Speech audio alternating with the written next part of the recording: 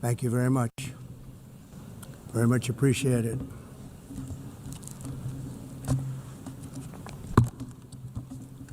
And I don't mind making this speech without a teleprompter, because the teleprompter is not working.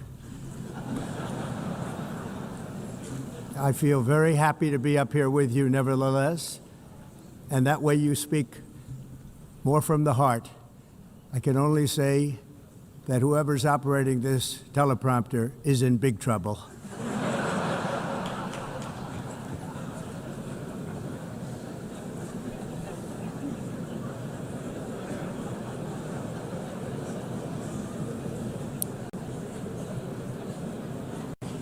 Hello, Madam First Lady. Thank you very much for being here. And Madam President, Mr. Secretary General, First Lady of the United States, distinguished delegates, ambassadors, and world leaders. 6 years have passed since I last stood in this grand hall and addressed a world that was prosperous and at peace in my first term. Since that day, the guns of war have shattered the peace I forged on 2 continents. An era of calm and stability gave way to one of the great crises of our time. And here in the United States, 4 years of weakness, lawlessness, and radicalism under the last administration delivered our nation into a repeated set of disasters. 1 year ago, our country was in deep trouble, but today, just 8 months into my administration, we are the hottest country anywhere in the world, and there is no other country even close. America is blessed with the strongest economy, the strongest borders, the strongest military, the strongest friendships, and the strongest spirit of any nation on the face of the earth. This is indeed the golden age of America. We are rapidly reversing the economic calamity we inherited from the previous administration, including ruinous price increases and record-setting inflation like we've never had before. Under my leadership, energy costs are down, gasoline prices are down, grocery prices are down, mortgage rates are down, and inflation has been defeated. The only thing that's up is the stock market, which just hit a record high. In fact, it hit a record high 48 times in the last short period of time. Growth is surging, manufacturing is booming. The stock market, as I said, is doing better than it's ever done. And all of you in this room benefit by that, almost everybody. And importantly, workers' wages are rising at the fastest pace in more than 60 years. And that's what it's all about, isn't it? In 4 years of President Biden, we had less than $1 trillion of new investment into the United States. In just 8 months since I took office, we have secured commitments and money already paid for $17 trillion. Think of it, 4 years, less than $1 trillion, 8 months, much more than $17 trillion is being invested in the United States, and it's now pouring in from all parts of the world. We've implemented the largest tax cuts in American history and the largest regulation cuts in American history, making this once and again the best country on earth to do business. And many of the people in this room are investing in America, and it's turned out to be an awfully good investment during this 8-month period. In my first term, I built the greatest economy in the history of the world. We had the best economy ever, history of the world. And I'm doing the same thing again, but this time it's actually much bigger and even better. The numbers far surpass my record-setting first term. On our southern border, we have successfully repelled a colossal invasion. And for the last 4 months, and that's 4 months in a row, the number of illegal aliens admitted and entering our country has been 0. Hard to believe. because if you look back just a year ago, it was millions and millions of people pouring in from all over the world, from prisons, from mental institutions, drug dealers. All over the world they came. They just poured into our country with the ridiculous open border policy of the Biden administration. Our message is very simple. If you come illegally into the United States, you're going to jail, or you're going back to where you came from, or perhaps even further than that. You know what that means. I want to thank the country of El Salvador for the successful and professional job they've done in receiving and jailing so many criminals that entered our country. And it was under the previous administration that the number became record-setting, and they're all being taken out. We have no choice. And other countries have no choice, because other countries are in the exact same situation with immigration. It's destroying your country, and you have to do something about it. On the world stage, America is respected again like it has never been respected before. You think about 2 years ago, 3 years ago, 4 years ago, or 1 year ago, we were a laughingstock all over the world. At the NATO summit in June, virtually all NATO members formally committed to increase defense spending, at my request, from 2% to 5% of GDP, making our alliance far stronger and more powerful than it was ever before. In May, I traveled to the Middle East to visit my friends and rebuild our partnerships in the Gulf and those valued relationships with Saudi Arabia, Qatar, and the UAE, and other countries are now, I believe, closer than ever before.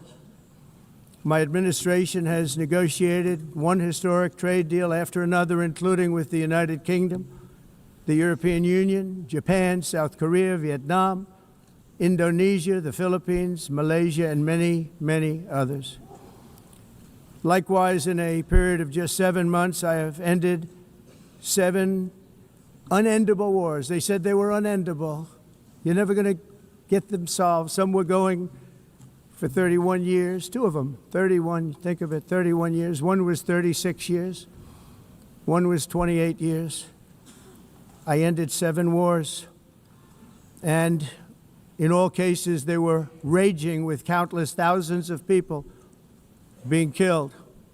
This includes Cambodia and Thailand, Kosovo and Serbia, the Congo and Rwanda, a vicious, violent war that was, Pakistan and India, Israel and Iran, Egypt and Ethiopia, and Armenia and Azerbaijan.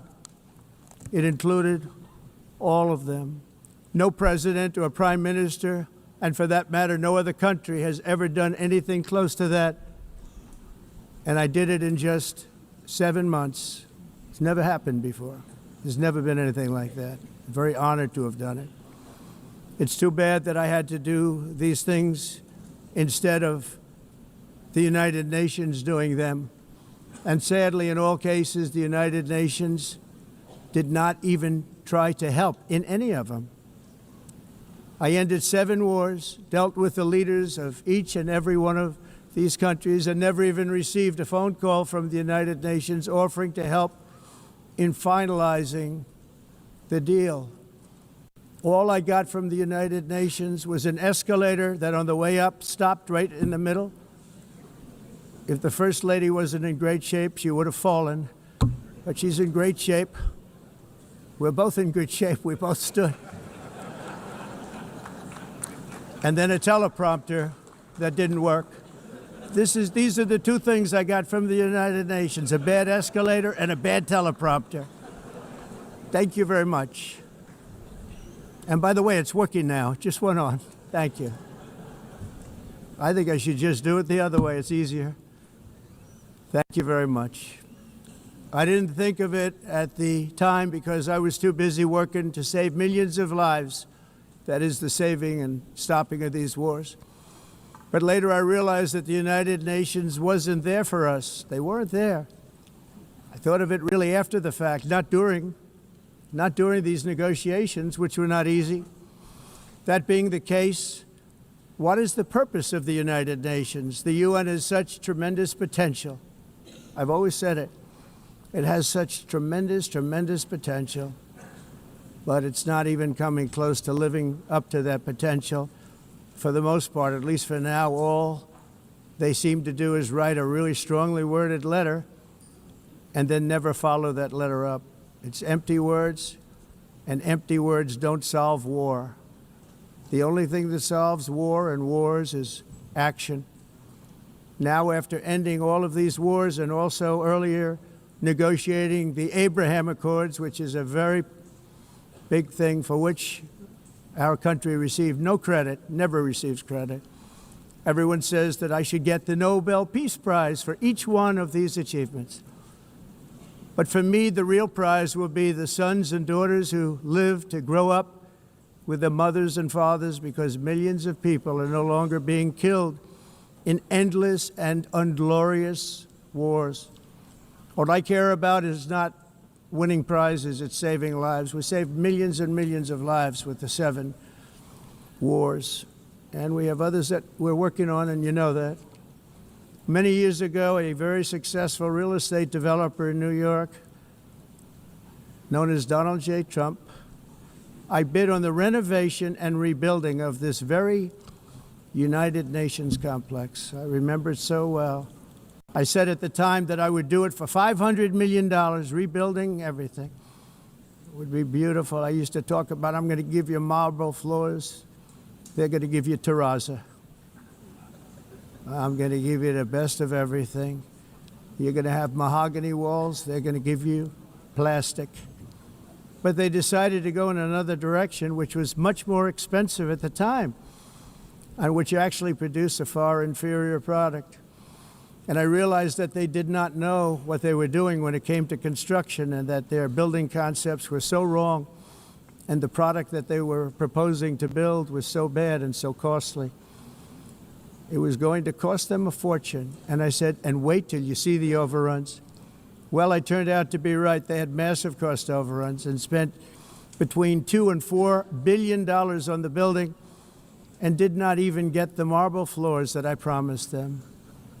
You walk on terrazzo. Do you notice that? As far as I'm concerned, frankly, looking at the building and getting stuck on the escalator, they still haven't finished the job. They still haven't finished. That was years ago. The project was so corrupt that Congress actually asked me to testify before them on the tremendous waste of money, because it turned out that they had no idea what it was, but they knew it was anywhere between $2 and $4 billion as opposed to $500 million with a guarantee. But they had no idea, and I said it cost much more than $5 billion. Unfortunately, many things in the United Nations are happening just like that, but on an even much bigger scale, much, much bigger. Very sad to see. Whether the UN can manage to play a productive role, I've come here today to offer the hand of American leadership and friendship to any nation in this assembly that is willing to join us in forging a safer, more prosperous world. And it's a world that we'll be much happier with. A dramatically better future is within our reach. But to get there, we must reject the failed approaches of the past and work together to confront some of the greatest threats in history. There is no more serious danger to our planet today than the most powerful and destructive weapons ever devised by man, of which the United States, as you know, has many. Just as I did in my first term, I've made containing these threats a top priority, starting with the nation of Iran. My position is very simple. The world's #1 sponsor of terror can never be allowed to possess the most dangerous weapon. That's why shortly after taking office, I sent the so-called Supreme Leader a letter making a generous offer. I extended a pledge of full cooperation in exchange for a suspension of Iran's nuclear program.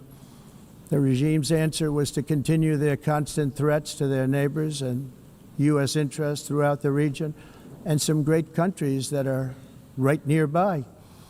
Today, many of Iran's former military commanders, in fact, I can say almost all of them, are no longer with us. They're dead. And 3 months ago, in Operation Midnight Hammer, 7 American B-2 bombers dropped the 14 30,000-pound each bombs on Iran's key nuclear facilities, totally obliterating everything. No other country on earth could have done what we did. No other country has the equipment to do what we did. We have the greatest weapons on earth. We hate to use them. But we did something that for 22 years people wanted to do. With Iran's nuclear enrichment capacity demolished, I immediately brokered an end to the 12-day war, as it's called, between Israel and Iran, with both sides agreeing to fight no longer.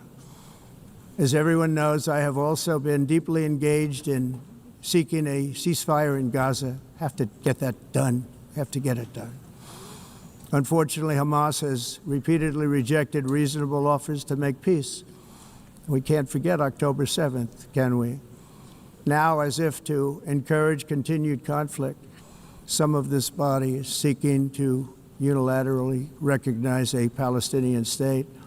The rewards would be too great for Hamas terrorists for their atrocities. This would be a reward for these horrible atrocities, including October 7th, even while they refuse to release the hostages or accept a ceasefire. Instead of giving to Hamas and giving so much, because they've taken so much, they have taken so much. This could have been solved so long ago. But instead of giving in to Hamas's ransom demands, those who want peace should be united with one message: release the hostages now. Just release the hostages now. Thank you.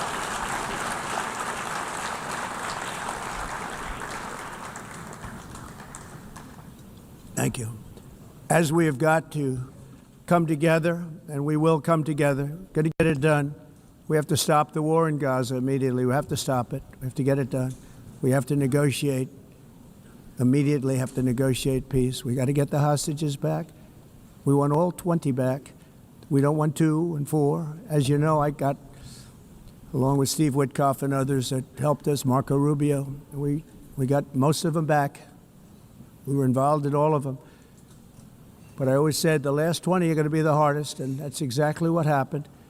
We have to get them back now. We don't want to get back 2, and then another 2, and then 1, and then 3, have this process. No, we want them all back, and we want the actually 38 dead bodies back, too. Those parents came to me, and they want them back, and they want them back very quickly and very badly, as though they were alive. They want them. They want them every bit as much as if their son or daughter were alive. I've also been working relentlessly, stopping the killing in Ukraine. I thought that would be, of the 7 wars that I stopped, I thought that would be the easiest because of my relationship with President Putin, which had always been a good one. I thought that was going to be the easiest one. But you know, in war, you never know what's going to happen. There are always lots of surprises, both good and bad. Everyone thought Russia would win this war in 3 days, but it didn't work out that way. It was supposed to be just a quick little skirmish. It's not making Russia look good. It's making them look bad. No matter what happens from here on out, this was something that should have taken a matter of days, certainly less than a week, and they've been fighting for 3.5 years and killing anywhere from 5,000 to 7,000 young soldiers, mostly soldiers, on both sides, every single week, from 5,000 to 7,000 dead young people, and some in cities, much smaller numbers, where rockets are shot, where drones are dropped. This war would never have started if I were president. This was a war that should have never happened. It shows you what leadership is, what bad leadership can do to a country. Look what happened to the United States, and look where we are right now in just a short period of time. The only question now is how many more lives will be needlessly lost on both sides. China and India are the primary funders of the ongoing war by continuing to purchase Russian oil. But inexcusably, even NATO countries have not cut off much Russian energy and Russian energy products, which, as you know, I found out about 2 weeks ago, and I wasn't happy. Think of it. They're funding the war against themselves. Who the hell ever heard of that one? In the event that Russia is not ready to make a deal to end the war, then the United States is fully prepared to impose a very strong round of powerful tariffs, which would stop the bloodshed, I believe, very quickly. But for those tariffs to be effective, European nations, all of you are gathered here right now, would have to join us in adopting the exact same measures. I mean, you're much closer to this. We have an ocean in between. You're right there. And Europe has to step it up. They can't be doing what they're doing. They're buying oil and gas from Russia while they're fighting Russia. It's embarrassing to them, and it was very embarrassing to them when I found out about it, I can tell you that. They have to immediately cease all energy purchases from Russia. Otherwise, we're all wasting a lot of time. So I'm ready to discuss this. We're going to discuss it today with the European nations, all gathered here. I'm sure they're thrilled to hear me speak about it, but that's the way it is. I like to speak my mind and speak the truth. As we seek to reduce the threat of dangerous weapons today, I'm also calling on every nation to join us in ending the development of biological weapons once and for all. And biological is terrible, and nuclear is even beyond, and we include nuclear in that.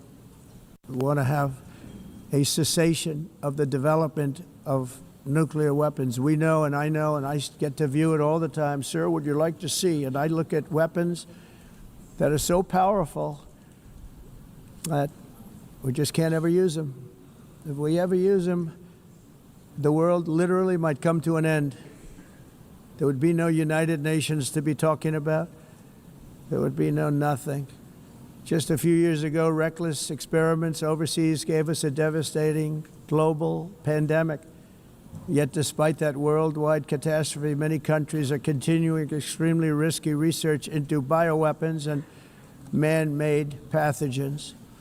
This is unbelievably dangerous.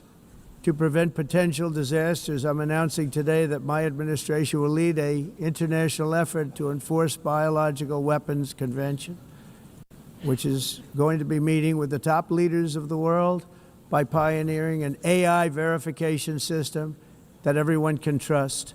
Hopefully the UN can play a constructive role, and it will also be one of the early projects under AI. Let's see how good it is, because a lot of people are saying it could be one of the great things ever, but it also can be dangerous, but it can be put to tremendous use and tremendous good, and this would be an example of that. Not only is the UN not solving the problems it should, too often, it's actually creating new problems for us to solve. The best example is the #1 political issue of our time, the crisis of uncontrolled migration. It's uncontrolled. Your countries are being ruined. The United Nations is funding an assault on Western countries and their borders. In 2024, the UN budgeted $372 million in cash assistance to support an estimated 624,000 migrants journeying into the United States. Think of that. The UN is supporting people that are illegally coming into the United States, and then we have to get them out. The UN also provided food, shelter, transportation, and debit cards to illegal aliens. Can you believe that? On the way to infiltrate our southern border. Millions of people came through that southern border. Just a year ago, millions and millions of people were pouring in, 25 million altogether over the 4 years of the incompetent Biden administration. And now we have it stopped, totally stopped. In fact, they're not even coming anymore because they know they can't get through. But what took place is totally unacceptable. The UN is supposed to stop invasions, not create them and not finance them. In the United States, we reject the idea that mass numbers of people from foreign lands can be permitted to travel halfway around the world, trample our borders, violate our sovereignty, cause unmitigated crime, and deplete our social safety net. We have reasserted that America belongs to the American people, and I encourage all countries to take their own stand in defense of their citizens as well. You have to do that because I see it.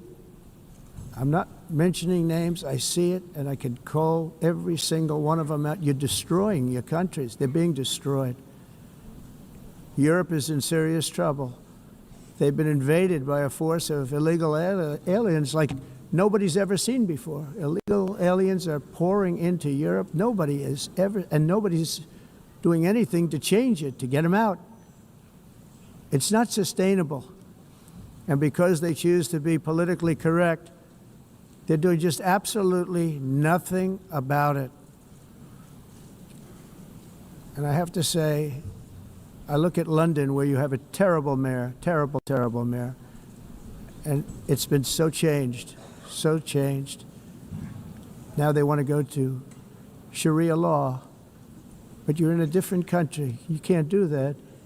Both the immigration and their suicidal energy ideas will be the death of Western Europe if something is not done immediately. This cannot be sustained. What makes the world so beautiful is that each country is unique. But to stay this way, every sovereign nation must have the right to control their own borders. You have the right to control your borders, as we do now, and to limit the sheer numbers of migrants entering their countries and paid for by the people of that nation that were there and that built that particular nation at the time. They put their blood, sweat, tears, money into that country, and now they're being ruined. Proud nations must be allowed to protect their communities and prevent their societies from being overwhelmed by people they have never seen before, with different customs, religions, with different everything. Where migrants have violated laws, lodged false asylum claims, or claimed refugee status for illegitimate reasons, they should, in many cases, be immediately sent home. And while we will always have a big heart for places and people that are struggling and truly compassionate, answers will be given. We have to solve the problem, and we have to solve it in their countries, not create new problems in our countries. And we are very helpful to a lot of countries that are just not able to send their people anymore. They used to send them to us in caravans of 25,000, 30,000 people each. These massive caravans of people pouring into our country, totally unchecked and unvetted. But not anymore. According to the Council of Europe, in 2024, almost 50% of inmates in German prisons were foreign nationals or migrants. In Austria, the number was 53% of the people in prisons were from places that weren't from where they are now. In Greece, the number was 54%, and in Switzerland, beautiful Switzerland, 72% of the people in prisons are from outside of Switzerland. When your prisons are filled with so-called asylum seekers who repaid kindness, and that's what they did, they repaid kindness with crime, it's time to end the failed experiment of open borders. You have to end it now. See, I can tell you, I'm really good at this stuff. Your countries are going to hell. In America, we've taken bold action to swiftly shut down uncontrolled migration. Once we started detaining and deporting everyone who crossed the border and removing illegal aliens from the United States, they simply stopped coming. They're not coming anymore. We're getting a lot of credit, but they're not coming anymore. This was a humanitarian act for all involved, because on the trips up, thousands of people a week were dying. Women were being raped. Nobody's ever seen anything like it. Raped, horribly beaten, raped. On the trip up, the journey up, it was a long walk. It was a long, arduous journey, indeed.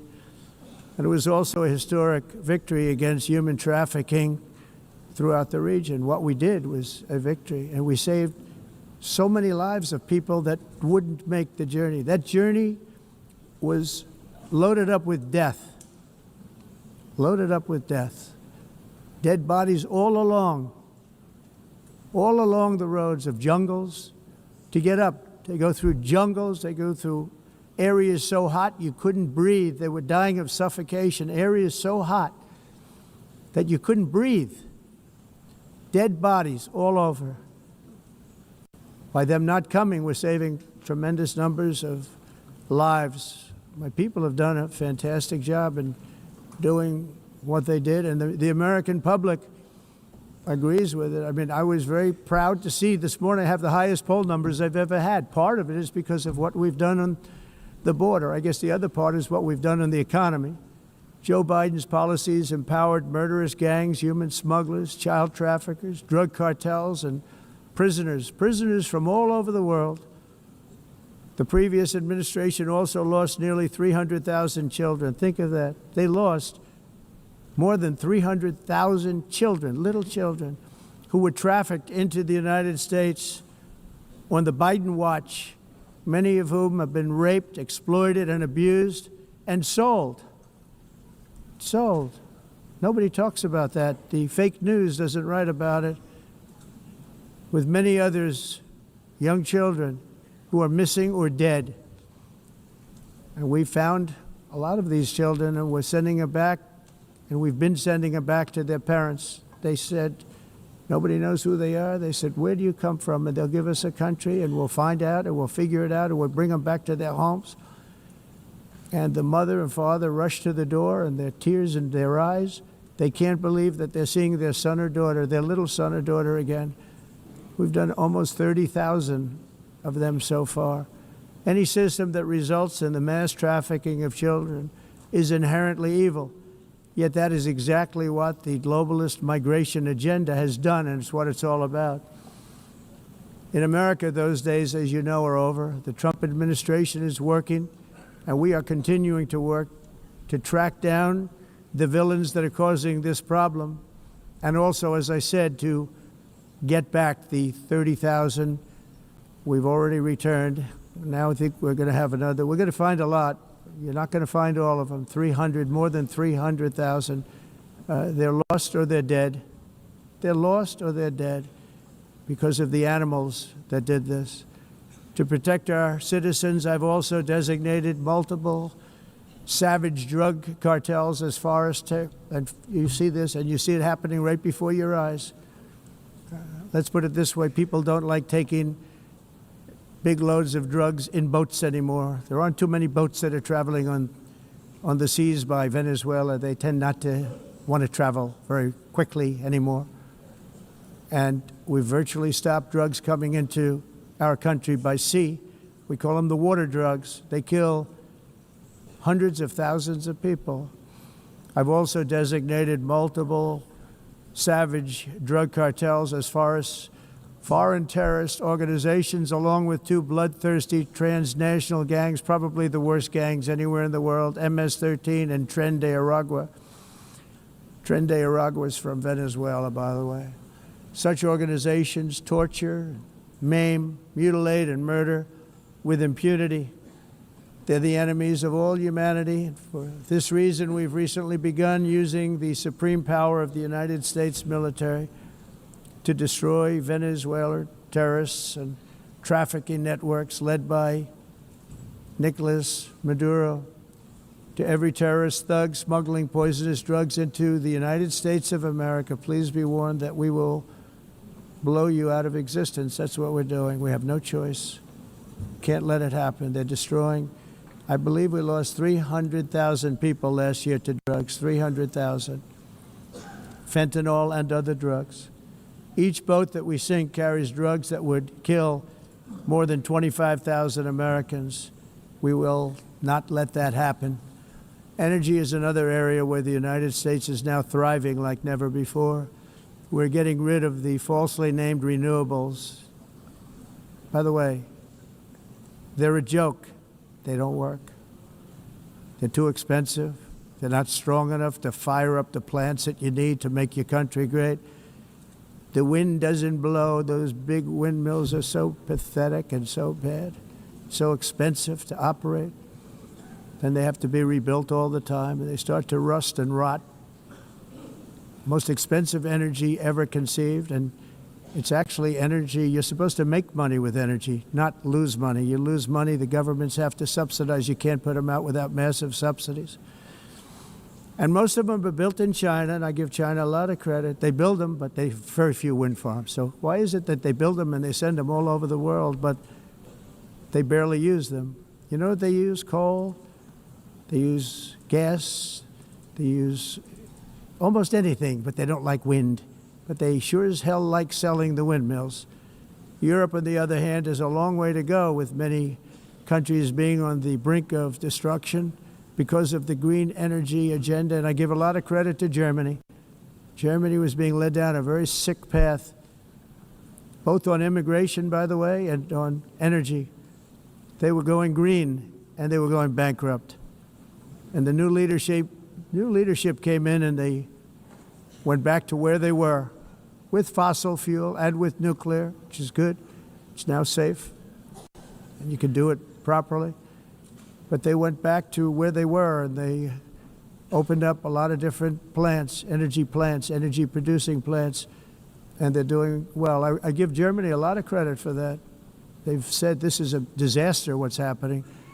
They were going all green. All green is all bankrupt. That's what it represents.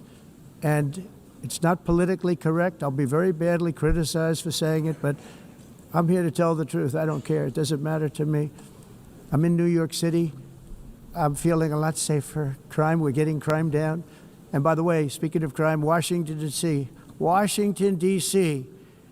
was the crime capital of America. Now it's after 12 days, it's a totally safe city. Everyone's going out to dinner. They're going out to restaurants. Your wife can walk down the middle of the street with or without you. Nothing's going to happen. My people have done a fantastic job. And yes, I called in the National Guard, and the National Guard took care of business. And they weren't politically correct, but they took care of business. We got 1,700 career criminals out, brought them back to where they came from, the countries where they came from, or put them in jails. Washington, D.C. is now a totally safe city again, and I welcome you to come. In fact, we'll have dinner together at a local restaurant, and we'll be able to walk. We don't have to go by an armor-plated vehicle. We'll walk right over there from the White House. They've given up their powerful edge, a lot of the countries that we're talking about, in oil and gas, such as essentially closing the great North Sea oil. Oh, the North Sea, I know it so well. Aberdeen was the oil capital of Europe, and there's tremendous oil that hasn't been found in the North Sea, tremendous oil. And I was with the Prime Minister I respect and like a lot, and I said, you're sitting with the greatest asset. They essentially closed it by making it so highly taxed that no developer, no oil company can go there.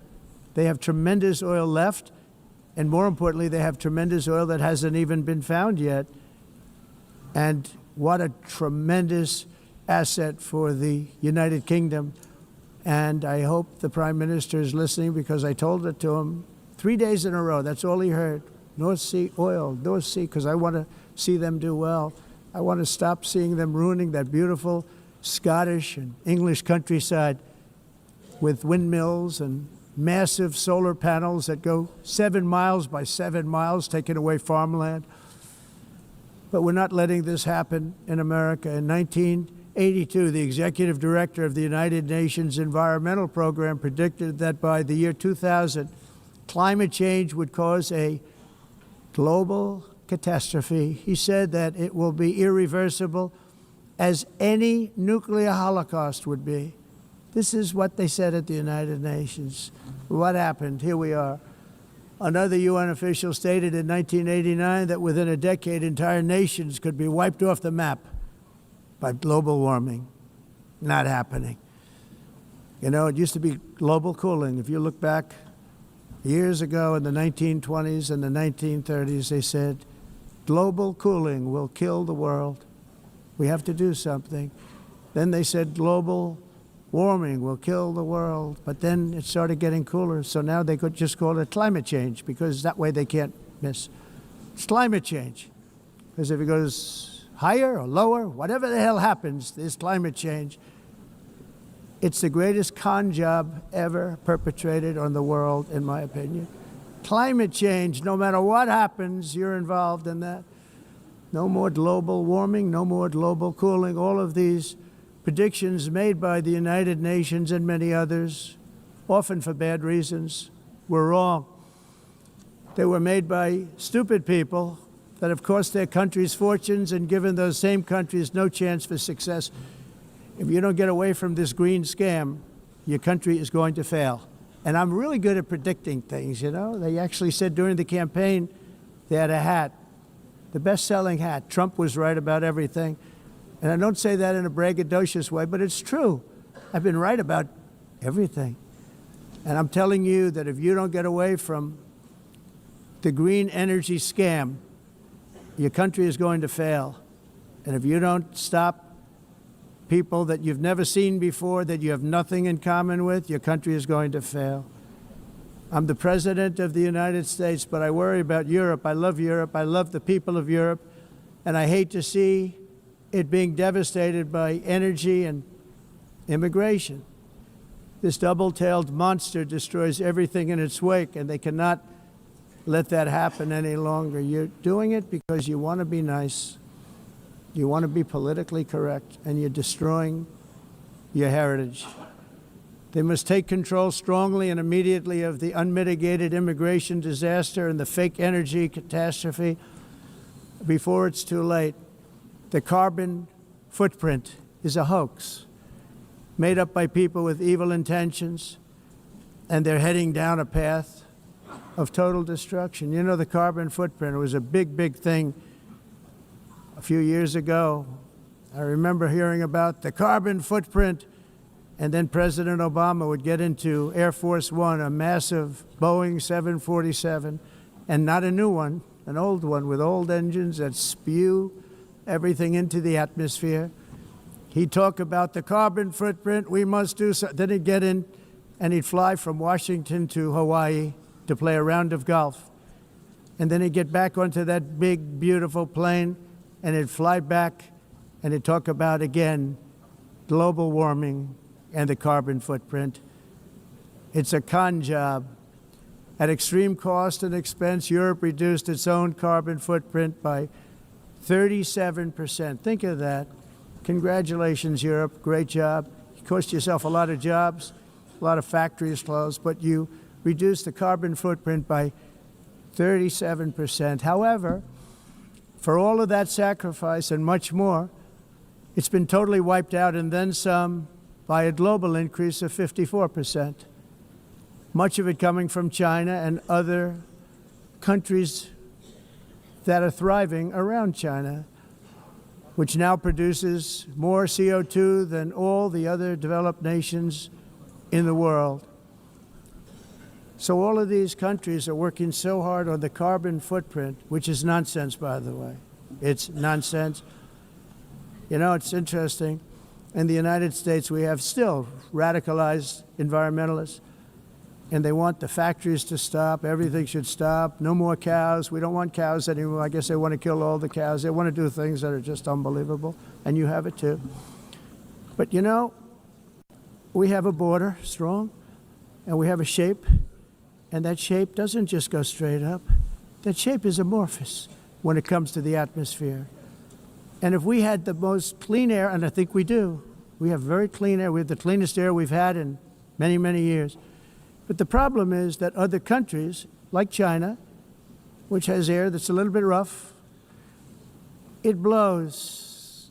And no matter what you're doing down here, the air up here tends to get very dirty because it comes in from other countries where their air isn't so clean. And the environmentalists refuse to acknowledge that. Same thing with garbage. In Asia, they dump much of their garbage right into the ocean. And over about a 1 week and 2 week journey, it flows right past Los Angeles. You've seen it. Massive amounts of garbage, almost too much to do anything about, flowing past Los Angeles, past San Francisco, and then somebody will get in trouble because he dropped a cigarette on the beach. The whole thing is crazy. The primary effect of these brutal green energy policies has not been to help the environment, but to redistribute manufacturing and industrial activity from developed countries that follow the insane rules that are put down to polluting countries that break the rules and are making a fortune. They're making a fortune.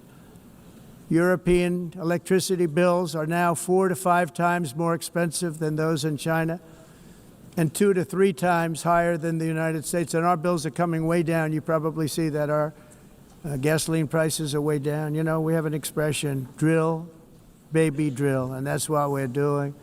We're going to be much lower in a year from now. But they've come way down over the last year. As a result, every air conditioner is like very uncommon to see one in some of these countries because the electric costs are so high. So while the U.S. has approximately 1,300 heat-related deaths annually, that's a lot, Europe loses more than 175,000 people to heat deaths each year because the costs are so expensive you can't turn on an air conditioner. What is that all about? That's not Europe. That's not the Europe that I love and know. All in the name of pretending to stop the global warming hoax. The entire globalist concept of asking successful industrialized nations to inflict pain on themselves and radically disrupt their entire societies must be rejected completely and totally, and it must be immediate. That's why in America I withdrew from the fake Paris Climate Accord, where, by the way, America was paying so much more than every country. Others weren't paying. China didn't have to pay until 2030. Russia was given an old standard that was easy to meet, a 1990 standard. But for the United States, we're supposed to pay like $1 trillion. And I said, this is another scam. The fact is, the United States has been taken advantage of by the world for many, many years, but not any longer, as you probably noticed. I unleashed massive energy production and signed historic executive orders to hunt for oil, but we don't have to do much hunting because we have the most oil of any nation anywhere, oil and gas in the world. And if you add coal, we have the most of any nation in the world. Clean, I call it clean, beautiful coal. You can do things today with coal that you couldn't have done 10 years ago, 15 years. So I have a little standing order in the White House. Never use the word coal, only use the words clean, beautiful coal. Sounds much better, doesn't it? But we stand ready to provide any country with abundant, affordable energy supplies if you need them, when most of you do. We're proudly exporting energy all over the world. We're now the largest exporter. In the United States, we want trade and robust commerce with all nations, everybody. We want to help nations. We're going to help nations.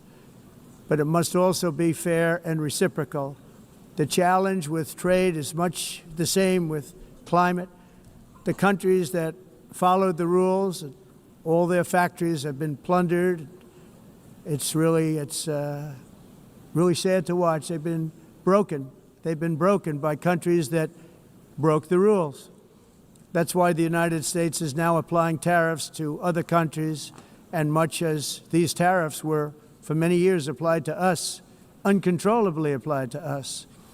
We've used tariffs as a defense mechanism under the Trump administration, including my first term, where hundreds of billions of dollars in tariffs were taken in. And by the way, we had the lowest inflation, and now we have very low inflation. The only thing different is that we have hundreds of billions of dollars flowing into our country.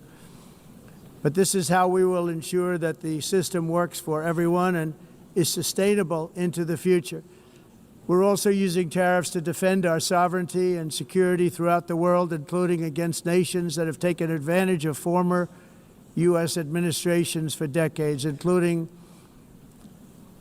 the most corrupt, incompetent administration in history, the sleepy Joe Biden administration. Brazil now faces major tariffs in response to its unprecedented efforts to interfere in the rights and freedoms of our American citizens and others, with censorship, repression, weaponization, judicial corruption, and targeting of political critics in the United States. I have a little problem saying this because I must tell you, I was walking in and the leader of Brazil was walking out. We saw him and I saw him, he saw me, and we embraced. And then I'm saying, can you believe I'm going to be saying this in just 2 minutes? But we actually agreed that we would meet next week. We didn't have much time to talk, like about 20 seconds. They were in retrospect, I'm glad I waited because this thing didn't work out too well. But we did talk, we had a good talk, and we agreed to meet next week, if that's of interest. But he seemed like a very nice man, actually. He liked me, I liked him.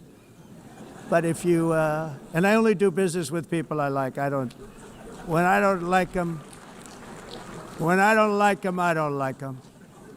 But we had, at least for about 39 seconds, we had excellent chemistry. It's a good sign.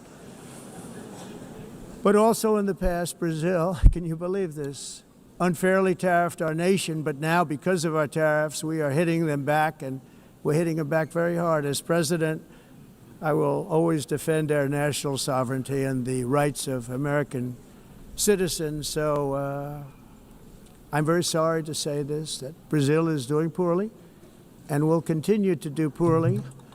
They can only do well when they're working with us. Without us, they will fail, just as others have failed. It's true. Next year, the United States will celebrate the 250th anniversary of our glorious independence, a testament to enduring power and American freedom and spirit. We will also be proudly hosting the 2026 FIFA World Cup, and shortly thereafter, the 2028 Olympics, which is going to be very exciting. I hope you all come. I hope that countless people from all over the globe will take part of these will be great celebrations of liberty and human achievement, and that together we all can rejoice in the miracles of history that began in July 4th, 1776, when we founded the light to all nations. And it's something really that an amazing thing came out of that date. It's called the United States of America.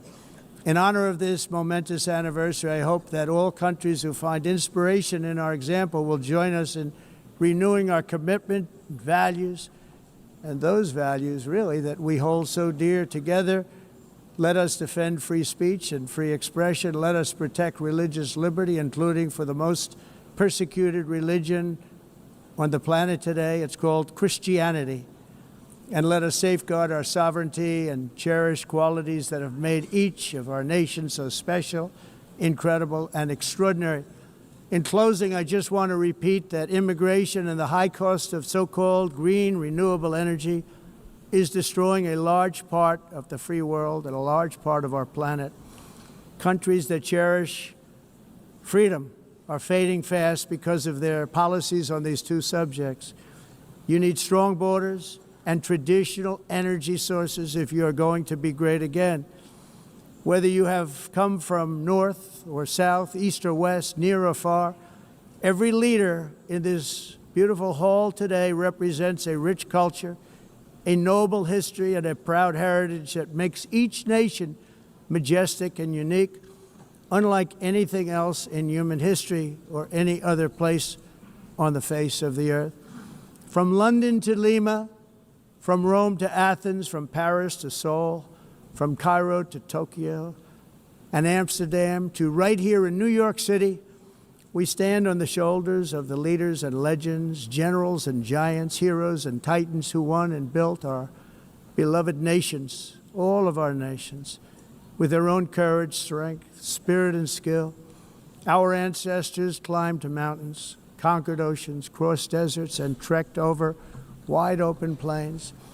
They charged into thunderous battles, plunged into grave dangers, and they were soldiers and farmers and workers and warriors and explorers and patriots. They built towns into cities, tribes into kingdoms, ideas into industries, and small islands into mighty empires. You're a part of all of that. They were champions for their people who never gave up and who never, ever gave in. Their values defined our national identities. Their visions forged our magnificent destiny. Everybody in this room is a part of it in your own way. Each of us inherits the deeds and the myths the triumphs, the legacies of our own heroes and founders who so bravely showed us the way. Our ancestors gave everything for homelands that they defended with pride, with sweat, with blood, with life, and with death. Now the righteous task of protecting the nations that they built belongs to each and every one of us. So together let us uphold our sacred duty to our people and to our citizens. Let us protect their borders, ensure their safety, preserve their cultures, treasure, and traditions, and fight, fight, fight for their precious dreams and their cherished freedoms. And in friendship and really a beautiful vision, let us all work together to build a bright, beautiful planet, a planet that we all share, a planet of peace and a world that is richer, better, and more beautiful than ever before. That can happen. It will happen. It will happen, and I hope it can happen and start right now, right at this moment. We'll turn it around. We're going to make our countries better, safer, more beautiful. We're going to take care of our people. Thank you very much. It's been an honor. God bless the nations of the world. Thank you very much. Bye.